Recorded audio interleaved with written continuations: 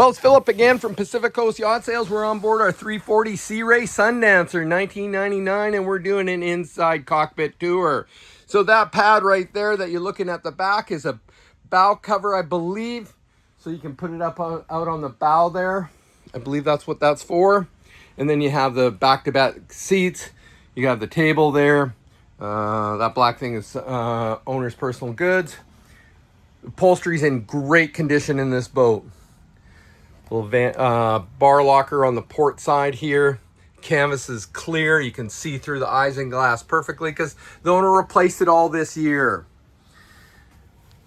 Come up to the helm station. He puts a cover over top of all the gauges to keep the sun off them. You don't see that all the time, but this owner has. Quick look at the gauges. 1196, 1203.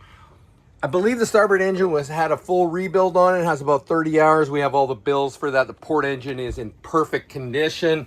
Realistically priced. You should see the engine room compartment. It has a hook Lowrance 7 Chartplotter GPS. It has an ICOM AC M330 in it. There's a set of fuses there, typical Sea Ray. Close that up. We will be doing a startup video too, but I wanted to do a cockpit video. Bolster seat for the helm, so this lifts up for better viewing. Look at the condition of the seats. This is the finest 340 Sea Ray in the marketplace today, hands down. I am sorry. I dare you to compare, especially at the price point that this boat is at. What a great machine.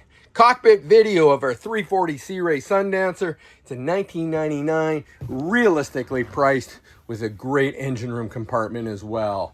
I'm going to do an inside video for you, a startup video, outside videos. Please watch them all. Great looking boat.